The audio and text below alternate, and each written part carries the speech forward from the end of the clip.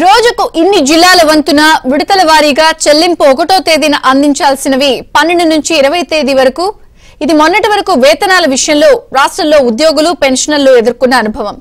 ఈ పరిస్థితి వారిని తీవ్ర వేదనకు గురి చేసింది. నెల వాయిదాలు చెల్లించలేని ఇబ్బంది కలిగించింది. ఇప్పుడు ఆ వ్యధ తప్పింది. విపరీతమైన జాప్యానికి తెరదించుతూ కాంగ్రెస్ సర్కార్ ఏర్పడిన తొలి నెలలోనే ఉద్యోగులకు సకాలంలో జీతాలు పడ్డాయి. ఎన్నికల సందర్భంగా హామీ ఇచ్చినట్లుగానే ఉద్యోగులు పింఛనర్లకు తొలి అనుకూల విధానం అమలైంది.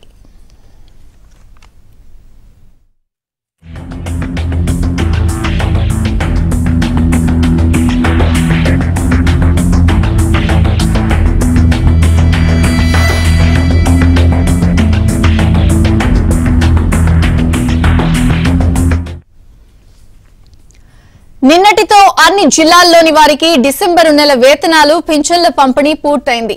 రాష్ట్రంలో డిసెంబర్ 7న కాంగ్రెస్ ప్రభుత్వం ఏర్పాటైన సంగతి తెలిసిందే. ఈ లెక్కన ప్రస్తుత సర్కారు తొలిగా ఇస్తున్న వేతనాలను సకాలంలో మంజూరు చేసింది. బీఆర్ఎస్ హయాంలో ప్రతి నెల 12, 20వ తేదీ వరకు జీతాలిచ్చిన పద్ధతికి స్వస్తి పలికింది. దీనిపై ఉద్యోగులు పింఛనర్లు హర్షం వ్యక్తం చేస్తున్నారు. ఇక మీదటి ఇదే విధానం అమలు కావాలని ఆకాంక్షిస్తున్నారు.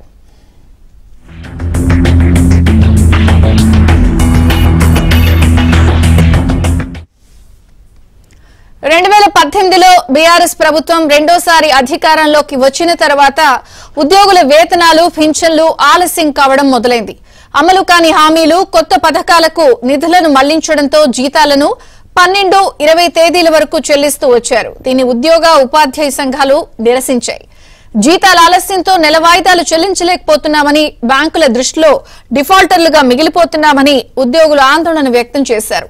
సకాలంలో చెల్లించాలంటూ కొన్ని సంఘాలు ఆందోళన బాటపట్టాయి.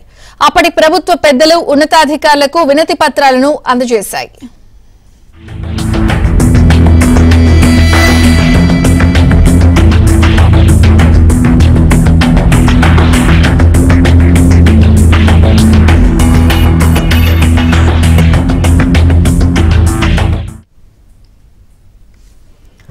కాగా కీలకమైన గెజిటెడ్ అధికారుల సంఘం, తెలంగాణ నాన్ గెజిటెడ్ అధికారుల సంఘం ఈ విషయంలో పెద్దగా పోరాటం చేయలేకపోయాయి.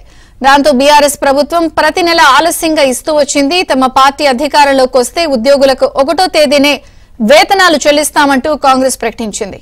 దీనికి తగ్గట్లే ఈ నెల 2న కొన్ని జిల్లాల ఉద్యోగులకు వేతనాలు, 3న పింఛన్లు, 4న మిగిలిపోయిన జిల్లాల ఉద్యోగులకు వేతనాలు చెల్లించారు.